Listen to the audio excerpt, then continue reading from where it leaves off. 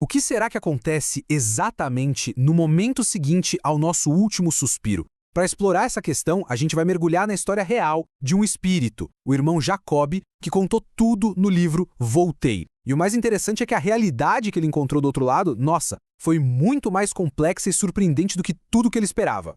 Pois é, vamos começar por aqui. Essa frase do Jacob já diz tudo, né? Ela resume o grande tema da jornada dele. O abismo que existe entre o que a gente acha que sabe e o que realmente é. Em vida, ele era um estudioso do espiritismo, alguém que teoricamente tinha um mapa do além.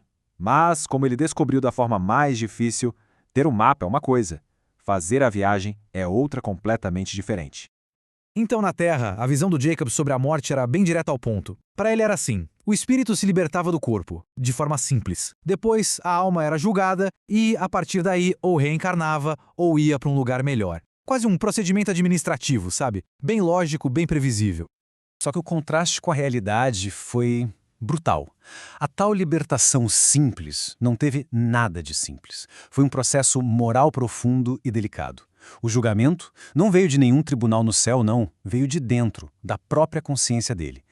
E a transição, que ele achava que seria num piscar de olhos, na verdade foi uma jornada longa, difícil e gradual.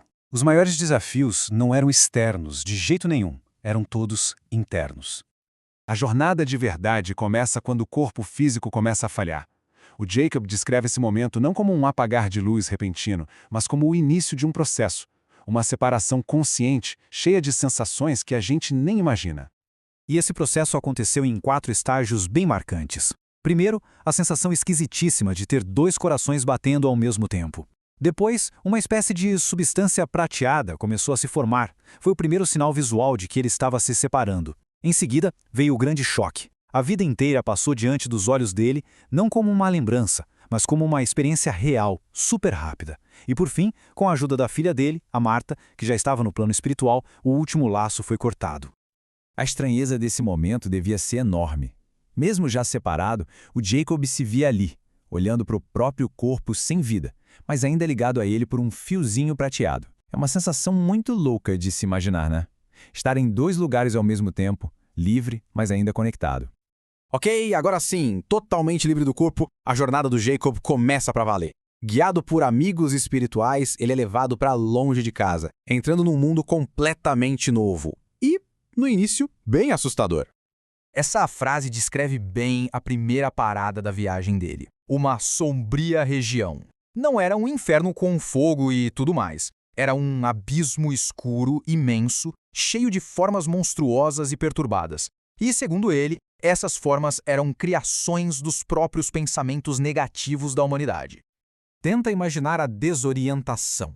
Esse lugar que os estudiosos chamavam de Império dos Dragões do Mal era pura escuridão e confusão. Basicamente, um reflexo da consciência corretiva aqui da Terra. E era essa a pergunta que não saía da cabeça do Jacob. No meio daquele cenário terrível, a única coisa que o mantinha calmo era a presença dos guias dele, que o conduziam com firmeza através daquela escuridão toda. E então, no meio do breu, um sinal de esperança. Surgiu uma ponte gigantesca toda iluminada. Não era uma ponte qualquer, era a passagem que dividia aquela região sombria de um plano espiritual mais elevado.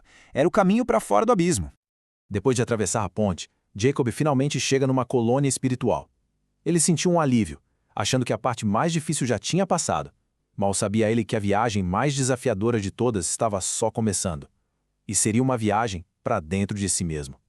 Com décadas de trabalho na Terra, Jacob se sentia um veterano, pronto para continuar sua missão de ajudar outros espíritos. Foi aí que ele reencontrou um espírito que ele tinha tentado ajudar em vida, um perseguidor. E esse reencontro mudou absolutamente tudo. Essa pergunta, vinda justamente do antigo perseguidor dele, atingiu Jacob em cheio, como um raio. Foi o ponto de virada. Foi a revelação que simplesmente destruiu tudo o que ele entendia por progresso espiritual. E foi aí que a ficha caiu com um peso esmagador. Jacob percebeu que, apesar de anos e anos de pregação, de trabalho religioso, ele tinha se esquecido da tarefa mais importante de todas, cuidar da sua própria luz interior. Ele ensinou o caminho, mas ele mesmo não tinha trilhado esse caminho por dentro. Mas afinal, o que é essa tal de iluminação interior? Não é uma coisa que se consegue com estudo ou rituais. É a luz que nasce de um espírito que se transformou de verdade, que praticou virtudes como amor, paciência, simplicidade. É essa luz que dá peso, proteção e a capacidade real de ajudar alguém. A nova realidade dele era essa. Jacob, o professor, virou aluno. A missão dele mudou completamente. Em vez de guiar os outros, a tarefa agora era a humilde reconstrução de si mesmo. Ele se matriculou numa escola para aprender aquilo que ele achava que já dominava. A jornada externa tinha acabado. A interna estava só no começo.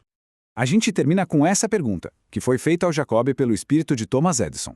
Ela resume de forma perfeita a lição final de toda essa jornada.